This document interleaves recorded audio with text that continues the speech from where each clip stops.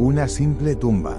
Parece una máquina ceremonial de múltiples capas, una infraestructura de templos diseñada para crear y mantener una imagen de poder.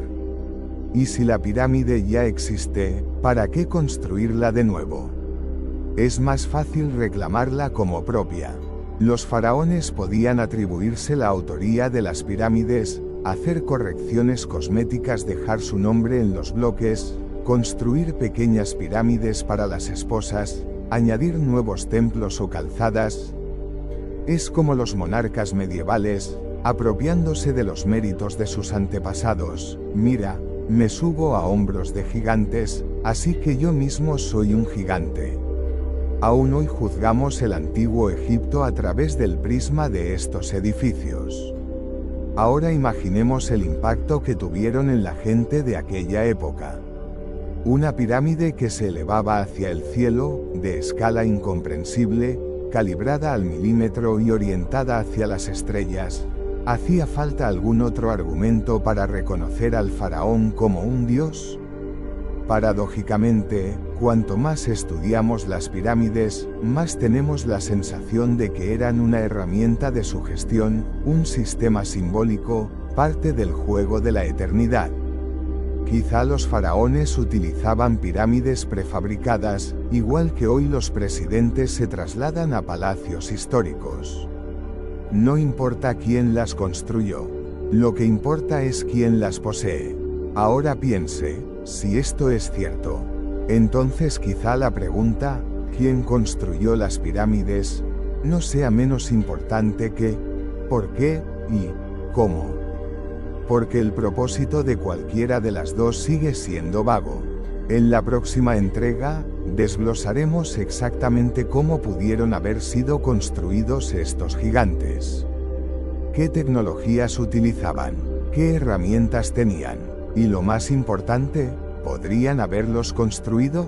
¿Cómo se construyeron? Todo parece sencillo hasta que intentas hacerlo tú mismo. Estás viendo la Gran Pirámide de Keops, 146 metros de altura, 2,5 millones de bloques de piedra. Cada uno pesa entre un par de toneladas y 30 toneladas. Y quizás surja la pregunta más lógica, ¿cómo la construyeron en primer lugar? La versión oficial dice rampas. Los egipcios, dicen, construyeron enormes terraplenes inclinados y arrastraron los bloques a lo largo de ellos. Con cuerdas, por decenas de miles de trabajadores. Piedra por piedra, año tras año. Suena convincente, hasta que consideras la escala. Para elevar los bloques hasta la altura de la pirámide, la rampa recta debía tener al menos 2 kilómetros de longitud, y la anchura, 20 metros, para que fuera posible trabajar en varias corrientes. Y no se trataba de un simple montón de tierra, tenía que soportar el peso de bloques, carros y personas. Es decir, su construcción requeriría aún más recursos que la propia pirámide. Y luego, había que desmontarla para hacer visible la pirámide. Algo en esta ecuación no cuadra. Hay una opción más sencilla, una rampa en espiral que serpentea alrededor de la pirámide en forma de espiral. A primera vista, una idea razonable. Pero entonces surge un nuevo problema, los constructores simplemente no podían acercarse a los bordes exteriores para colocar el revestimiento. Y de nuevo, todo se basa en la práctica. Nunca hemos encontrado ni huellas de estas enormes rampas, ni esquemas claros de su trabajo. La otra opción es la mecánica. Las palancas más simples, rodillos, patines. Dicen que los bloques se tiraban sobre la arena con troncos debajo, o se arrastraban sobre tablones lubricados con agua. Parece que funciona, incluso se hizo un experimento de este tipo. 15 personas fueron capaces de mover un bloque de 2 toneladas. Pero ahora multipliquemos eso por 2,5 millones de bloques. Y ahora añadamos, la precisión del ajuste es milimétrica. Algunas de las losas de revestimiento están tan ajustadas que ni siquiera la hoja de un cuchillo puede introducirse entre ellas. Y todo esto sin herramientas de hierro, sin planos, ni niveles láser. Nosotros decimos, bueno, tal vez tiraron bloques dentro de la pirámide. Rampas internas, pozos, sí, existe tal hipótesis. Pero aún no se ha demostrado. Todo lo que se encuentra en el interior son pasillos y cámaras preparadas, pero no hay rastros de construcciones de ingeniería de la época de la construcción. Ni soportes, ni andamios, ni instrucciones en las paredes. Aunque parece que a los egipcios les gustaba registrarlo todo. O tal vez no tiraron en absoluto. En el siglo XX, el químico Joseph Davidovich propuso una teoría inesperada: ¿y si las pirámides no fueran de piedra, sino de hormigón? No del que tenemos hoy, sino de una mezcla de piedra caliza, agua, sal y algo más. A grandes rasgos, el geopolímero es el hormigón antiguo. Supuestamente, los egipcios sabían moldear bloques in situ. Hacían un molde, vertían el mortero, se endurecía y listo. La idea parece radical, pero no carece de sentido. Algunos bloques tienen un aspecto extraño, como si tuvieran burbujas, capas. No parecen roca natural, sino pasta de hojaldre congelada en un molde. Es más, los laboratorios que han examinado las muestras han encontrado inclusiones no naturales en ellas. Pero, de nuevo, no se ha encontrado ningún molde, no hay ninguna representación del proceso en los frescos, ni una palabra al respecto en los textos. Solo especulaciones. ¿Y dónde en el desierto para tomar tanta agua? Y así volvemos al mismo misterio. ¿Quién lo hizo todo y cómo? Durante mucho tiempo se creyó que las pirámides habían sido construidas por esclavos. Esta noción está arraigada desde los tiempos de Heródoto y los relatos bíblicos. Pero la arqueología moderna pinta un cuadro muy diferente. En los años 90, cerca de las pirámides se encontraron restos de asentamientos donde vivían los obreros que las construían. No se trataba de miserables chabolas, sino de verdaderos barracones con panaderías, talleres de alfarería y almacenes. La gente se alimentaba, se alojaba y recibía tratamiento para las heridas. Entre los esqueletos encontrados hay huesos con signos de fracturas, curados tras un tratamiento profesional. No eran esclavos, eran trabajadores profesionales de la construcción. Obreros que trabajaban por turnos, varios meses al año, y que probablemente estaban orgullosos de su papel en la construcción de estructuras monumentales. Algunos de ellos fueron enterrados junto a las pirámides, un gran honor en la antigua sociedad egipcia. Y sin embargo, aunque fueran hábiles artesanos, aunque fueran muchos, ¿por qué no podemos repetir su hazaña 4000 años después sin maquinaria pesada? ¿Por qué no podemos recrear la pirámide incluso a escala reducida, con la misma precisión, alineación y escala? Así que nos queda la gran pregunta: ¿podría ser que supieran algo que nosotros ignoramos? ¿Será que seguimos subestimando a las civilizaciones antiguas? Quizá no sea solo la técnica, sino la motivación. ¿El significado que se puso en esas paredes? Precisión que plantea interrogantes. Hay una peculiaridad en las pirámides que no se puede evitar. Una característica que hace que incluso al espectador más escéptico le pique en la nuca. Se trata de la precisión. No solo pulcritud, sino una especie de precisión casi obscena, inexplicable. Del tipo que se espera de los laboratorios modernos, pero no de los canteros de la Edad de Bronce armados con cinceles de latón y cuerdas. Empecemos por la base de la pirámide de Keops. Es casi un cuadrado perfecto. La diferencia entre las longitudes de los lados es de unos pocos centímetros. Menos que el ancho de la palma de tu mano. Para una estructura que pesa varios millones de toneladas. no es solo, incluso, está en una regla, alguna regla celestial invisible. Es como si el dibujo se hubiera hecho sobre un papel colocado encima del desierto.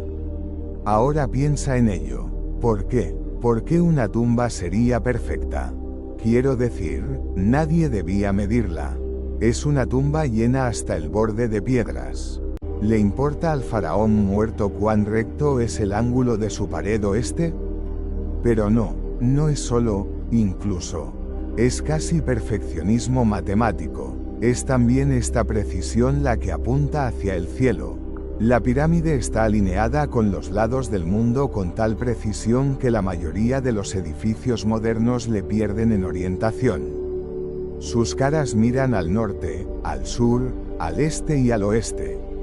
No a ojo, no aproximadamente, sino como si cada piedra se hubiera colocado bajo una brújula estelar. Y aquí volvemos a preguntar, ¿por qué? Si estás construyendo una tumba, ¿quieres solidez? Sí. Monumental, tal vez. Pero, ¿quién decide? Necesitamos que la esquina norte mire claramente a Polaris al minuto de arco más cercano. Y aún hay más. En el interior de la pirámide hay piedras encajadas con tal precisión que ni siquiera la hoja de un cuchillo cabe entre ellas. Ni siquiera las modernas, sino las que utilizan los barberos para cortar el pelo. El encaje es tan estrecho que parece que los bloques estén pegados. ¿Por qué? ¿Cómo? ¿Acaso los antiguos egipcios se pasaban décadas tallando a mano losas de piedra de 2 toneladas de peso para que coincidieran perfectamente en los bordes? Si es solo una tumba, puedes hacerlo sencillo. Y entonces empieza lo divertido. Esta pirámide no es solo ordenada. Parece decir algo en el lenguaje de los números. Altura, perímetro, inclinación. Todo en ella recuerda algunas fórmulas matemáticas. Pi, la proporción áurea, las proporciones del planeta. Parece como si la pirámide fuera una nota del pasado, dejada en un lenguaje que apenas estamos empezando a descifrar. Pero ¿y aquí la cuestión? ¿Podrían los egipcios haber calculado todo esto? Sí, las matemáticas egipcias eran avanzadas. Sí, tenían sacerdotes astrónomos, miraban las estrellas, llevaban calendarios. Pero una cosa es saber cómo se mueve el sol. Otra muy distinta es alinear 2,5 millones de piedras con las estrellas. Y sin ruedas, sin hierro, sin papel, sin planos. ¿Difícil de creer? Pues sí, y nosotros tampoco tenemos prisa por creerlo. Compárala con una tumba egipcia ordinaria.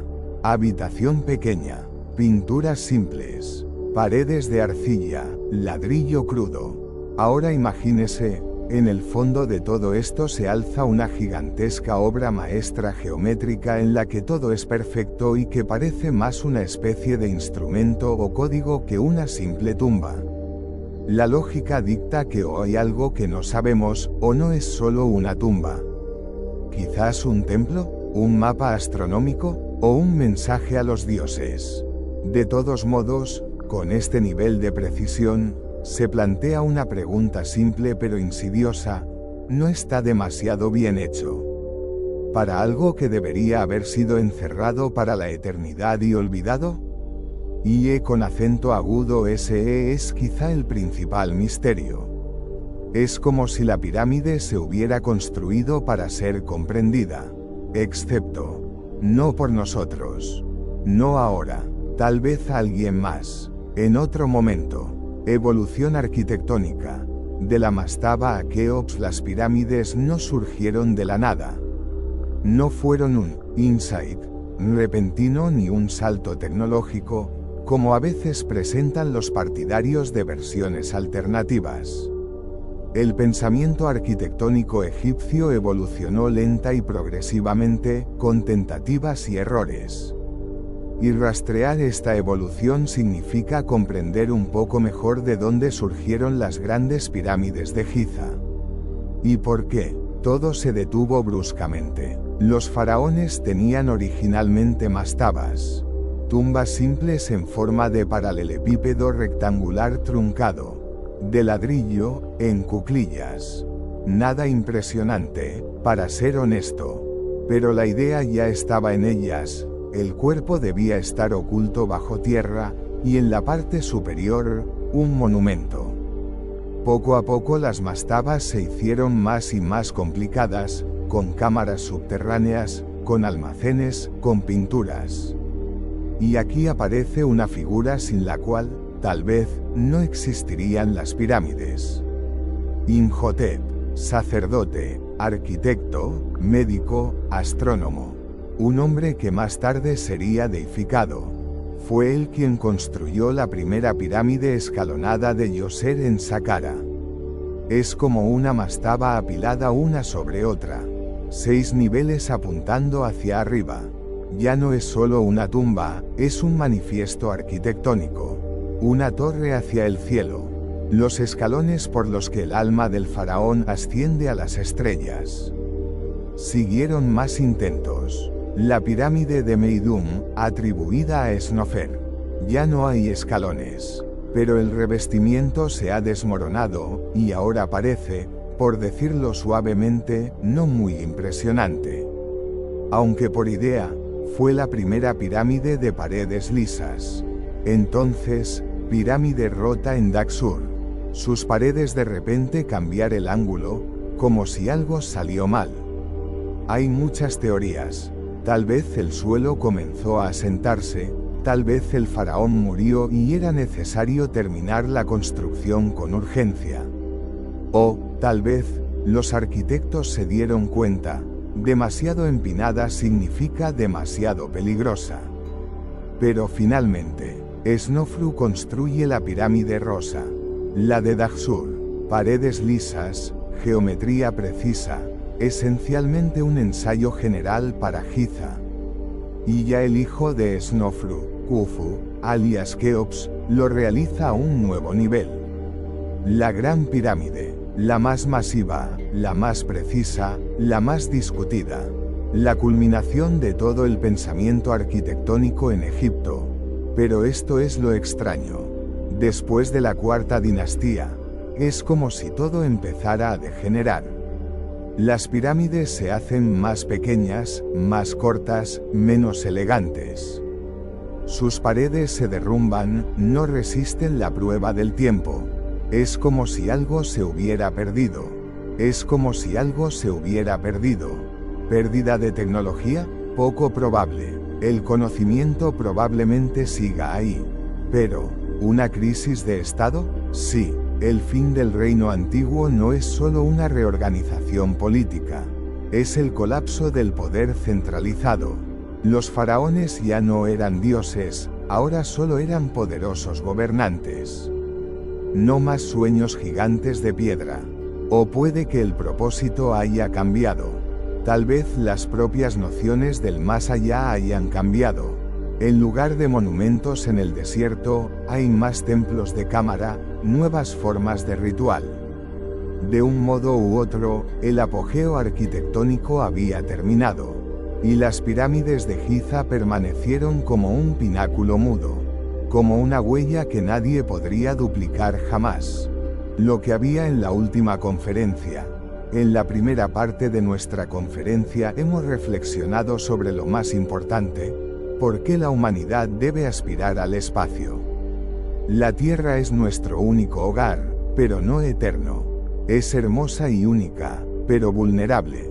Estamos amenazados por catástrofes globales, cambios climáticos, erupciones supervolcánicas, impactos de asteroides, agotamiento de recursos y crisis provocadas por el hombre.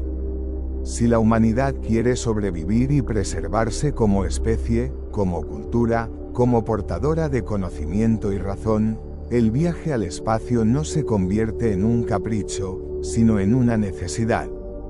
La historia de la aspiración a las estrellas comienza mucho antes de los descubrimientos científicos.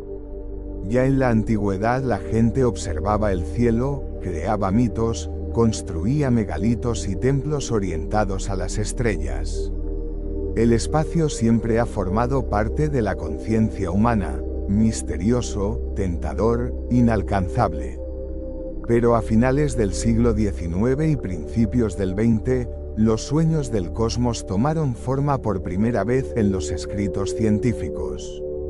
El filósofo e inventor ruso Konstantin Tsiolkovsky corroboró la posibilidad del vuelo espacial, propuso la idea de un cohete multietapa, derivó la fórmula de la propulsión a chorro y formuló una filosofía de la humanidad como especie interplanetaria.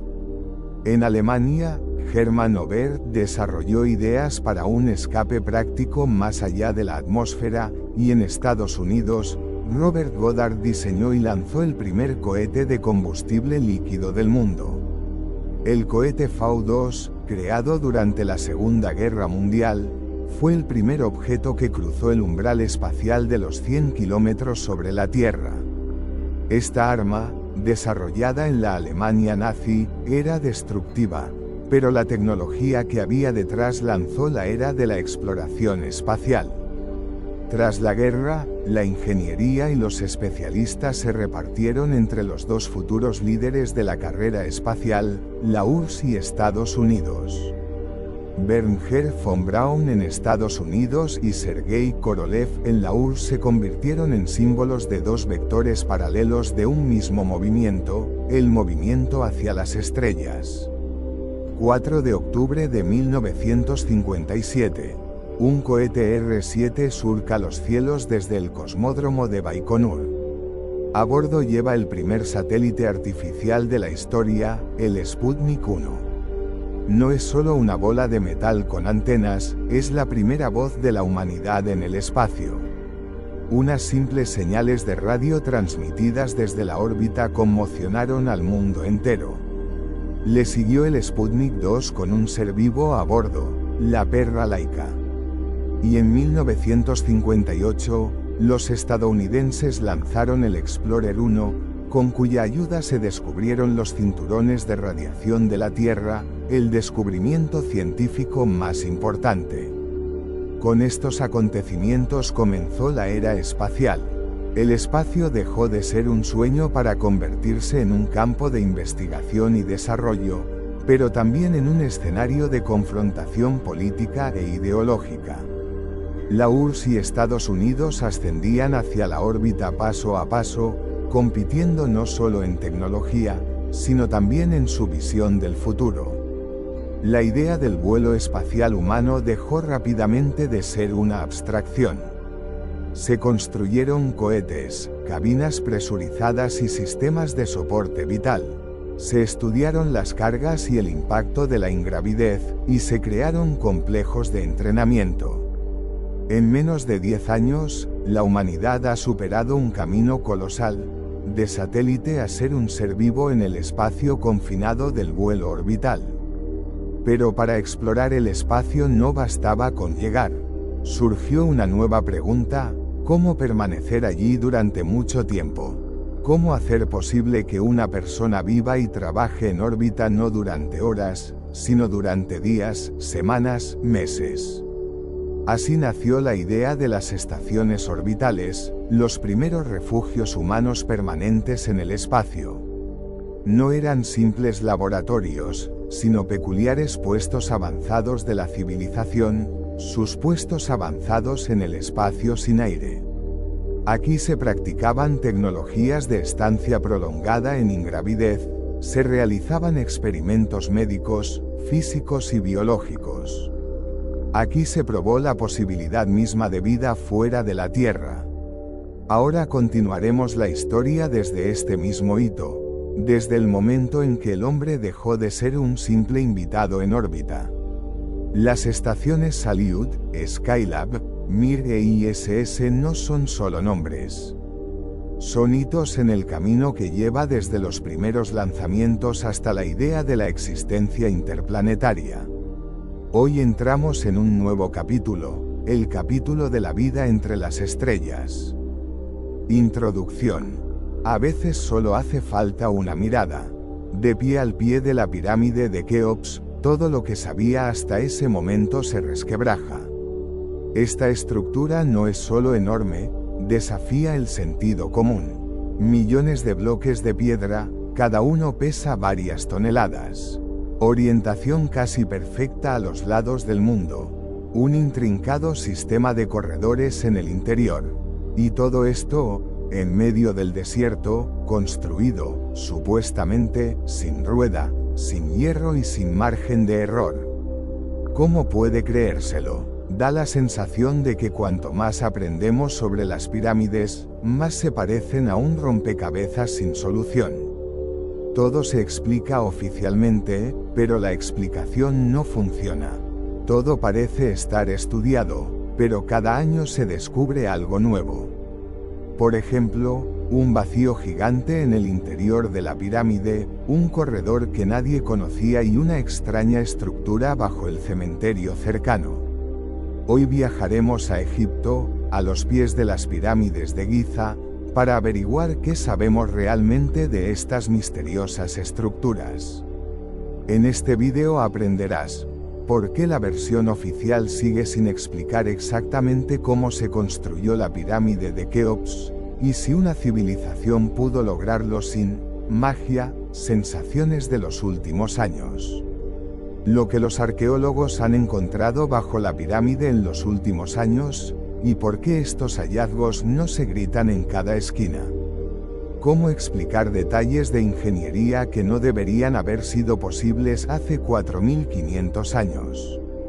¿Por qué hay pozos, pasillos y puertas que no llevan a ninguna parte en el interior de la pirámide, y qué podría esconderse tras ellos? Saludos, queridos amigos. Bienvenidos al canal de Conferencias del Sueño, un lugar donde los sueños se convierten en conocimiento.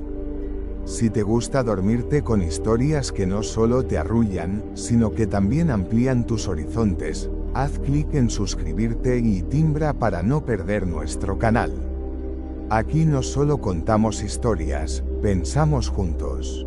Y ahora, ponte cómodo, cúbrete con una manta y olvida los acontecimientos del día. Cierra los ojos, deja que tu cuerpo descanse y que tu mente siga su camino. El eterno enigma, ¿por qué y para qué? Hay edificios en el mundo que asombran no solo por su escala, sino por la mera idea de que existan. La Gran Pirámide de Keops es uno de ellos. Aquí está, en el silencioso desierto de Giza, bajo el mismo sol bajo el que vivieron los faraones, nacieron los imperios y desaparecieron las civilizaciones. El tiempo ha erosionado sus facetas, el revestimiento hace tiempo que se desmoronó, pero el misterio permanece. Y si se le escucha, susurra, ¿quién crees que me construyó? Han pasado más de 4000 años. Parecería que todo debería estar claro. Los historiadores dicen que es una tumba. Los arqueólogos escriben monografías. Los ingenieros hacen cálculos. Pero cuando empiezas a profundizar, de repente resulta, no hay respuestas unívocas. Hay teorías, hay suposiciones, hay hechos que no encajan. Y sientes que acabas de tocar algo realmente grande. ¿Por qué nos siguen molestando las pirámides? Quizá porque están demasiado fuera de lugar. Una construcción a esa escala no encaja con el nivel tecnológico de la época. O porque es como si no envejecieran. Todos los demás edificios, ciudades, palacios, incluso templos se desmoronan, se borran en la arena. Pero las pirámides se mantienen en pie, como si hubieran sido creadas no solo para siglos, sino desafiando al tiempo. Y son realmente eternos. Hemos perdido imperios, olvidado lenguas, reescrito la historia, y ellos callaban. Y siguen sin hacerlo. Su escala. Cada una de las caras de la pirámide de Keops mide unos 230 metros. La altura es como una casa de 50 pisos. Peso, alrededor de 6 millones de toneladas. En el interior, un complejo sistema de pasillos, galerías, vacíos. Todo esto, sin planos, sin grúas, sin acero. Solo piedra, herramientas de cobre y, un poco, de fuerza muscular. Y eso si crees la historia oficial. Su precisión. La desviación de los lados verdaderos del mundo es de una fracción de grado. Los ángulos son casi perfectos.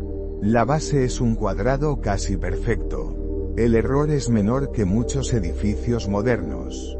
¿Por qué los antiguos egipcios, que ni siquiera tenían una rueda, calibraban tan meticulosamente cada grado? Su durabilidad. Han sobrevivido a terremotos, tormentas de arena, guerras, vándalos, ladrones. Se mantienen en pie como si hubieran sido construidas no para la vida, sino contra la muerte. Y sin embargo, es como si no explicaran nada. Solo hacen preguntas. ¿Por qué exactamente las pirámides se convirtieron en símbolo de misterios y teorías conspirativas? ¿Por qué no el Panteón romano, el Partenón ateniense o la tumba china de Qin Shi Huang? También son impresionantes, pero no inspiran tantos mitos como las pirámides egipcias. Quizás sea la forma, esa sencillez geométrica tras la que se intuye algo inhumano. O en la atmósfera, la sensación de acercarse a un monumento en el que nada es casual. O en el hecho de que sabemos demasiado poco sobre ellos, y demasiado al mismo tiempo. Cuanto más aprendemos, más preguntas surgen. Por ejemplo, ¿quién la construyó? Nos dicen que los egipcios. Bien, pero ¿cómo? En palabras, es sencillo. Sacaban los bloques, los arrastraban por la arena y los elevaban por rampas. Pero cuando los ingenieros del siglo XXI intentan replicar eso, hay muchos problemas.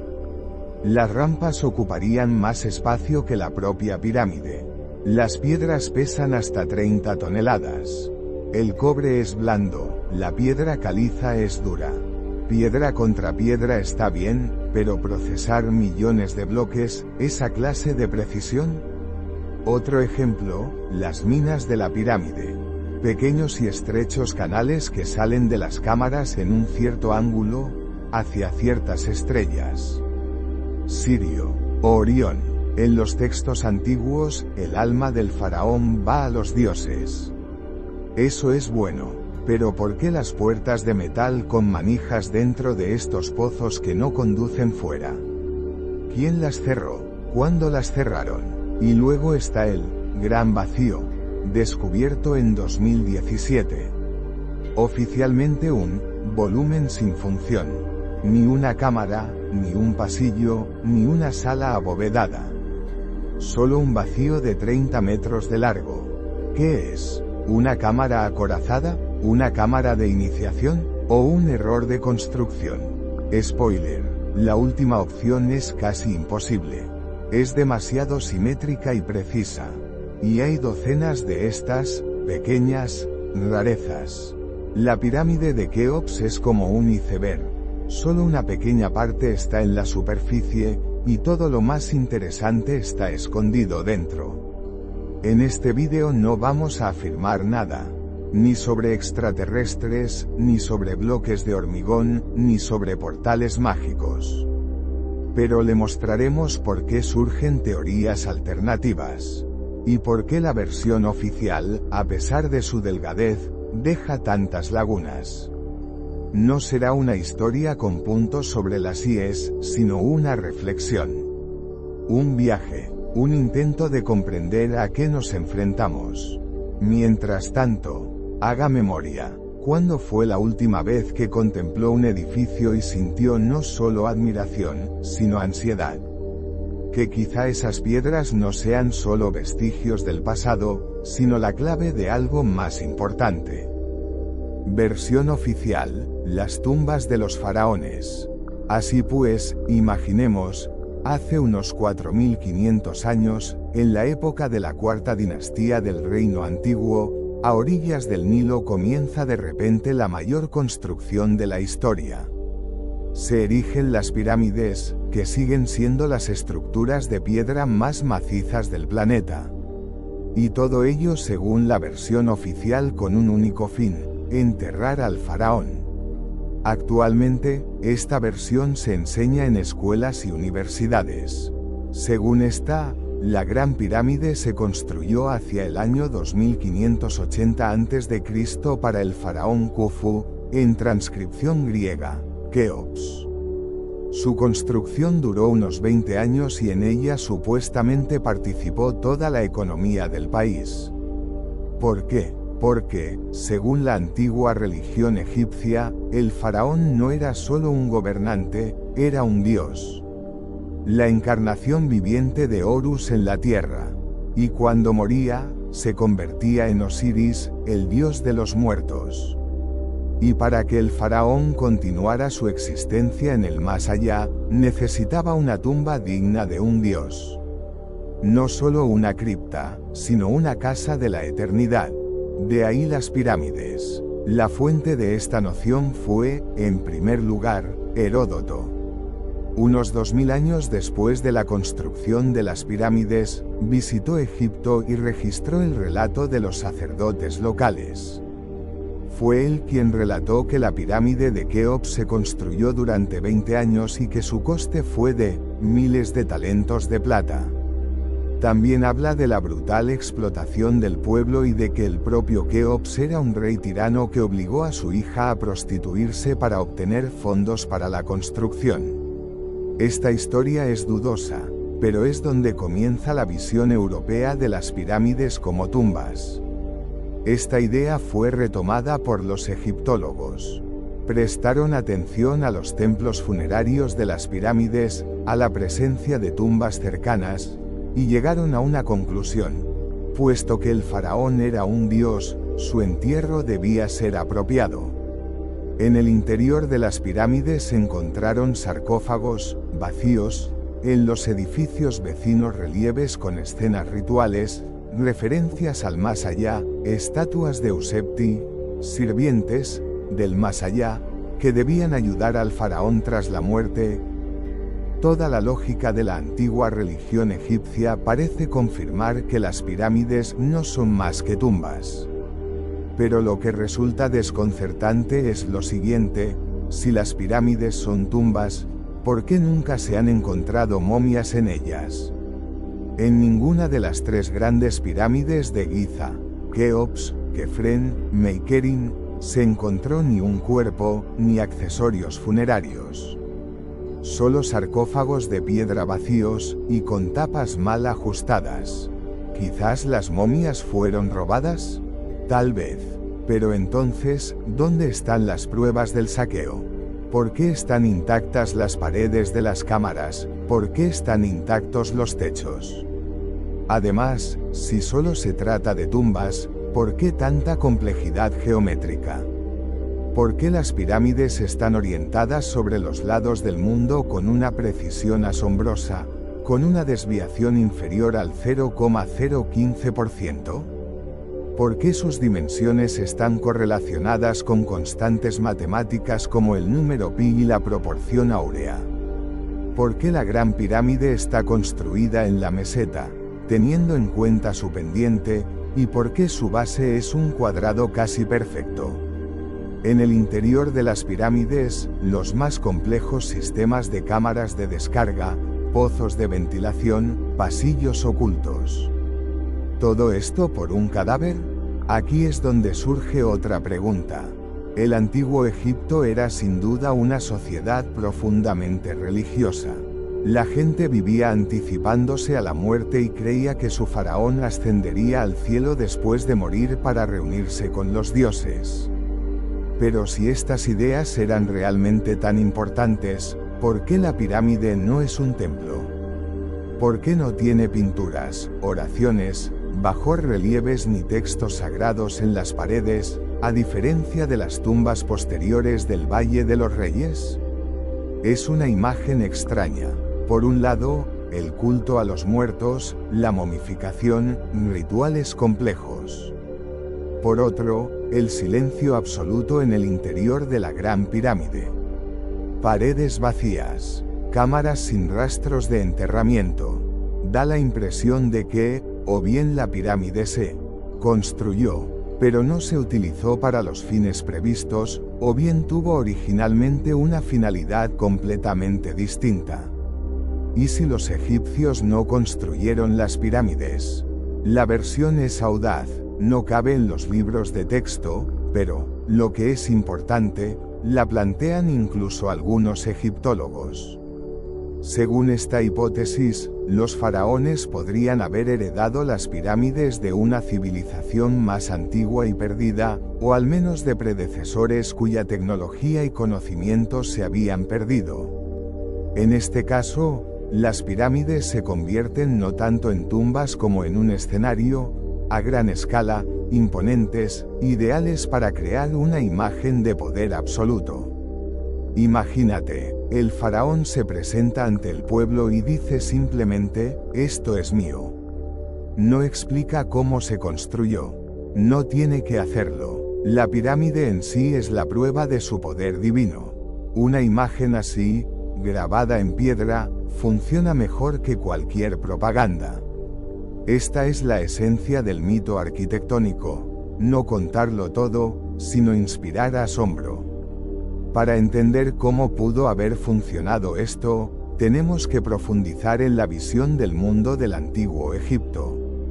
Era una verdadera teocracia. El faraón era considerado un dios viviente. Su voluntad garantizaba el orden en el universo. Se creía que era el responsable de la salida del sol, de la crecida del Nilo, de la fertilidad de los campos y del equilibrio del mundo. Sin él, reina el caos. Y si eres una deidad, tu tumba o templo debe ser digno del cielo. Una pirámide que se eleva 146 metros sobre el suelo, visible desde decenas de kilómetros, ¿no es el mejor símbolo de poder eterno? Algunos investigadores sugieren que las pirámides eran una especie de templos de gobierno, no cancillerías ni palacios, sino centros sagrados donde tenía lugar la unión sacral del poder y la religión. Era aquí donde el faraón podía llevar a cabo rituales que confirmaban su divinidad. No solo gobernaba la tierra, sino también el más allá. Estaba en todas partes y para siempre. Un lugar aparte en esta cosmovisión lo ocupa el culto a la vida después de la muerte. Los egipcios creían que la muerte no es el final. Tras ella, el alma emprende un viaje por el mundo de los muertos para enfrentarse al juicio de Osiris.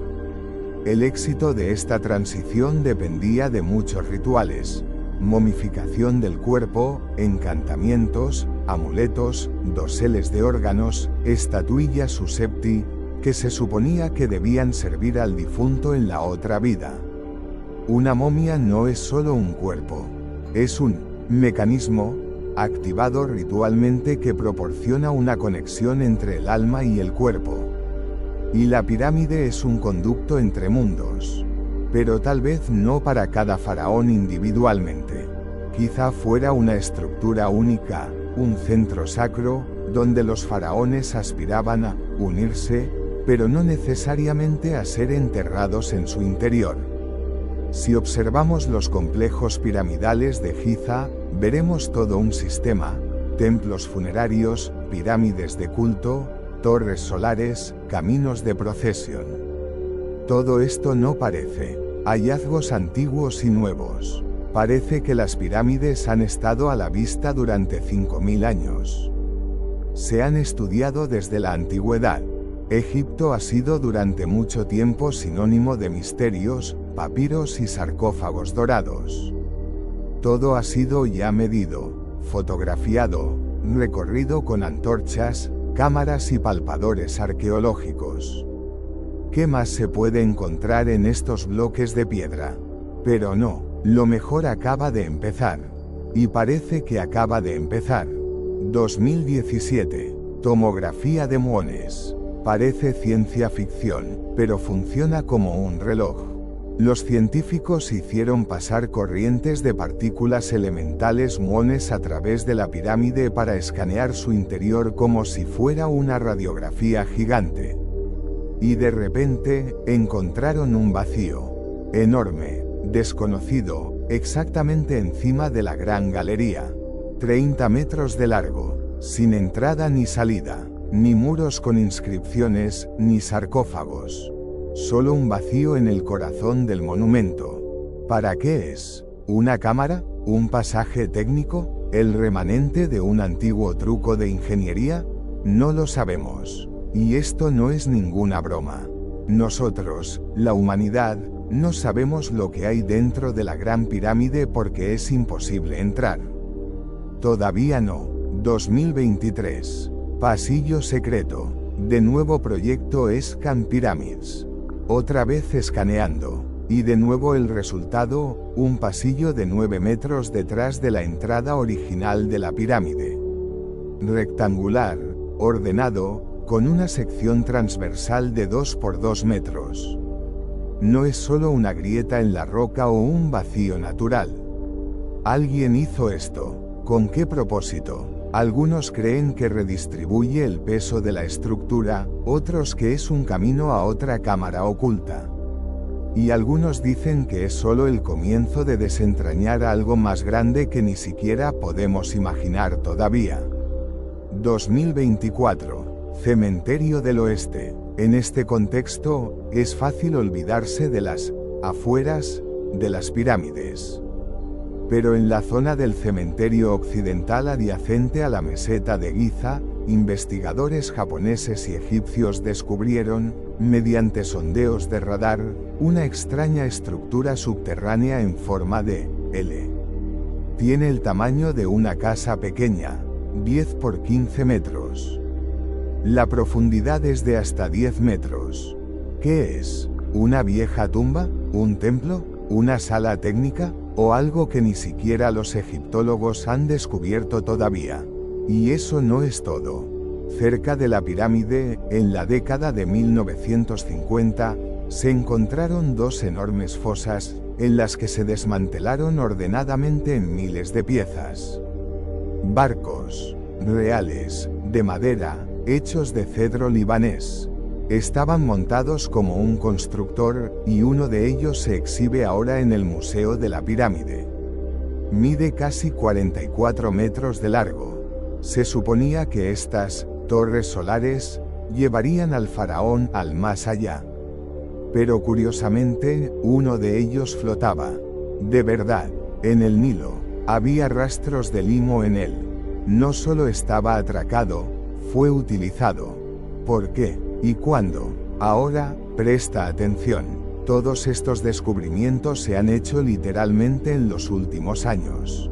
No hace 100 años, ni en la era napoleónica. Ahora mismo, entre nosotros. ¿Y si ahora estamos encontrando pasillos y cámaras que nadie conocía? ¿Quizá esto sea solo la punta del iceberg? ¿Quizá no vemos ni la mitad? ¿Podría haber todo un complejo subterráneo oculto bajo la meseta de Giza? Y entonces todo lo que creíamos saber era solo un boceto preliminar. Un borrador, una pista, teorías alternativas, del interior al exterior y ahora, amigos, demos un paso al lado, al lugar donde termina el libro de historia y comienza el terreno de las conjeturas, las hipótesis y las versiones más increíbles. No vamos a hacer ciencia ficción de ello, basta con mirar las explicaciones alternativas que se han ofrecido al fenómeno de las pirámides en los últimos 100 o 200 años. Muchas de ellas suenan descabelladas, pero no es eso lo que hace que las pirámides egipcias sean tan eternamente apasionantes. Empecemos por las teorías que se pueden calificar condicionalmente de esotéricas. Una de ellas es la idea de que las pirámides no eran tumbas, sino generadores de energía. En su interior se creaba un cierto campo especial, que podía utilizarse para la transformación espiritual, el tratamiento o incluso la generación de energía. Algo así como un antiguo centro Tesla. ¿Argumentos? La geometría de la pirámide, el posicionamiento preciso en los lados del mundo, las cámaras en el interior, todo se asemeja a algo más que una tumba. Pero, ¿cuál es la energía? ¿Dónde está el rastro del cableado? ¿Dónde hay algún resto del mecanismo? Por desgracia, ninguno. La siguiente versión: observatorios. Los lados de las pirámides están orientados de norte a sur y de este a oeste con sorprendente precisión. Los pozos del interior de las cámaras apuntan a las estrellas, Alfa Dragón, Sirio y el cinturón de Orión. ¿Y si estos pozos no son conductos de ventilación, sino corredores celestes? O incluso telescopios de su época. Pero, de nuevo, ¿dónde están los instrumentos astronómicos? ¿Dónde están los registros de observación? Y aquí una versión según la cual las pirámides son depósitos de conocimientos ancestrales. Una especie de biblioteca encriptada, donde en cada proporción, en cada túnel y pasillo se guardan las leyes de la física, la astronomía, incluso la estructura del propio universo. Los partidarios de esta teoría señalan misteriosas coincidencias con el número pi, la proporción áurea y la longitud del meridiano terrestre. El único problema es que no sabemos si se trata de cálculos conscientes o simples coincidencias. Algunos místicos afirman que las pirámides servían como lugares de iniciación. En su opinión, aquí tenían lugar ritos especiales, durante los cuales los sacerdotes o faraones supuestamente revelaban niveles ocultos del ser. Las cámaras, llenas de silencio y resonancias misteriosas, se utilizaban para la meditación, y la orientación estelar de los canales ayudaba a conectar con otros mundos. Suena bonito, pero ¿se basa en algo más que conjeturas?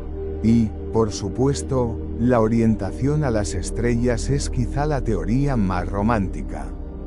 Muchos investigadores han observado que las tres pirámides de Giza repiten la disposición de las tres estrellas del cinturón de Orión.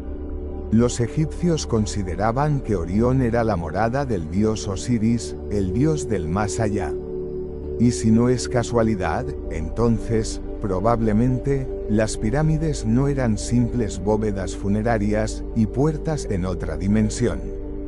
Pero, ¿podemos decir con seguridad que las pirámides fueron construidas realmente bajo el plan de las estrellas? ¿O es que ahora, conociendo el cielo, vemos en ellas lo que no era? Y aquí la hipótesis más audaz de todas. Las pirámides fueron construidas por una civilización anterior a Egipto. Unos misteriosos antepasados, poseedores de conocimientos y tecnologías que luego se han perdido. Una idea similar desarrolla la teoría de la Atlántida, que los sacerdotes egipcios solo heredaron conocimientos de una cultura muy desarrollada desaparecida hace mucho tiempo. Esto explica el salto, en la construcción, de las mastabas a las pirámides gigantes, y por qué después nadie fue capaz de reproducirlas. Y, por supuesto, no sin extraterrestres. Antiguos astronautas, arquitectos extraterrestres. Una teoría que se ha convertido casi en un meme. Pero aún así, si después de 4000 años no podemos explicar con certeza cómo y por qué se construyó, es tan extraño que alguien quiera encontrar una intervención externa. No nos burlaremos de estas versiones. Porque, ficción aparte, detrás de muchas de ellas hay preguntas humanas reales. ¿Quiénes somos? ¿De dónde venimos y hasta dónde llegan nuestras raíces? Lo importante es que ninguna de estas teorías lo explica todo. Ninguna de ellas responde a todas las preguntas. Pero todas forman parte de un diálogo vivo sobre el pasado. Porque a veces hacer preguntas es más importante que conocer las respuestas. ¿Qué sabemos hoy? Vivimos en una época increíble. Robots que se arrastran por minas que nadie ha tocado en miles de años. Los láseres escanean pirámides capa por capa. Los muones partículas nacidas en los confines del espacio nos ayudan a mirar en el interior de enormes muros como a través de rayos X lanzamos satélites para medir la orientación a las estrellas. Utilizamos GPR, tomografía e imágenes térmicas. Recalculamos ángulos, revisamos hipótesis, hojeamos textos de pirámides y buscamos pistas en mapas olvidados. La ciencia moderna está más armada que nunca. Encontramos vacíos. Hemos encontrado pasillos ocultos. Hemos encontrado rastros de tecnología difíciles de explicar para la época.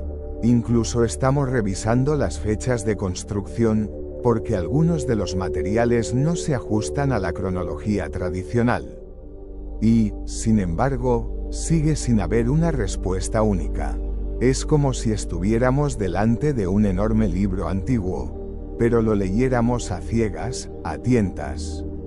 Línea a línea, sin comprender, ¿es una instrucción? ¿Una oración? ¿Un mensaje? ¿O solo el ruido de la época?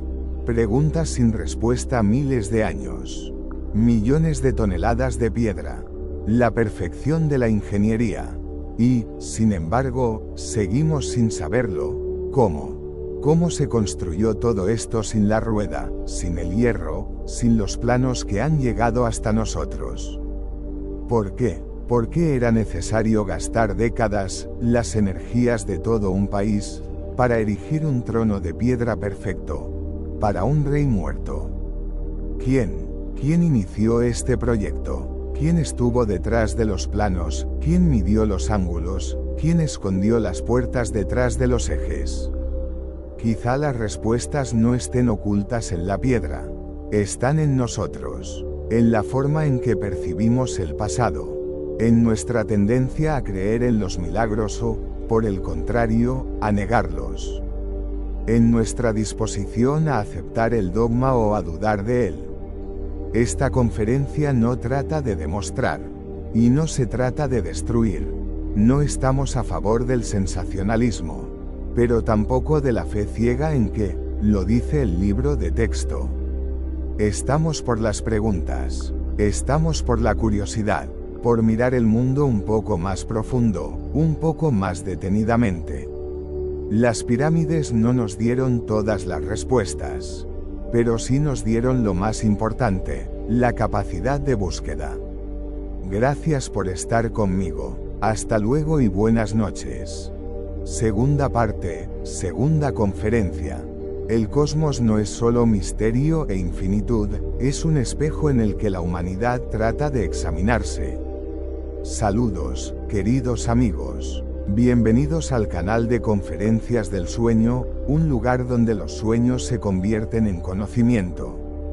El tema de la conferencia de hoy es Historia del espacio, segunda parte, de las primeras estaciones orbitales al futuro del espacio. Hoy aprenderás, círculo relleno, por qué era exactamente la ciencia espacial la clave de la inmortalidad de la humanidad. Círculo relleno, cómo se atrevió un simple hombre a dar un paso hacia el espacio exterior.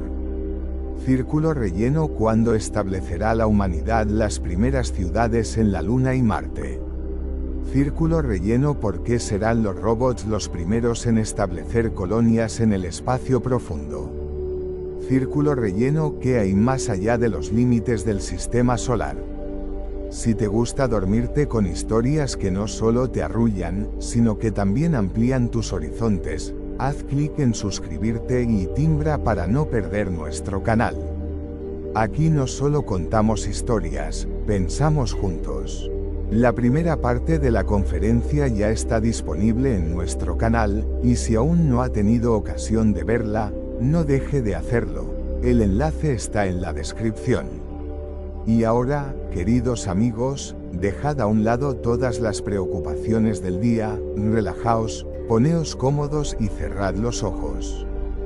Dejaos sumergir lentamente en un estado de paz y serenidad, donde mi voz será vuestra guía hacia el cosmos sin límites.